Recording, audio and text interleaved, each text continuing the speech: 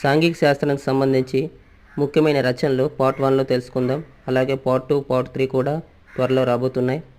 Part 1లో భాగంగా first one మెగస్థానీస్ indica అనే గ్రంథాన్ని రాశారు. సెకండ్ వన్ కల్హనుడు రాజతరంగిణి అనే గ్రంథాన్ని రాశారు. థర్డ్ వన్ కౌటిల్యుడు అర్థశాస్త్రాన్ని రాశారు. అలాగే పతంజలి యోగా సూత్ర. ఫిఫ్త్ వన్ చరకుడు చరక సంహిత అనే గ్రంథాన్ని రాశారు. సిక్స్త్ వన్ జయదేవుడు గీతా గోవిందం రాశారు. సెవెంత్ వన్ హాలుడు గాథ సప్తాస్తతి అనే గ్రంథాన్ని రాశారు. Next eighth one Panini Ashtadhyayi రాశారు. అయితే తులసీదాస్ రచన ఏంటో కామెంట్ చేయగలరు. Please subscribe, share Raju study circle.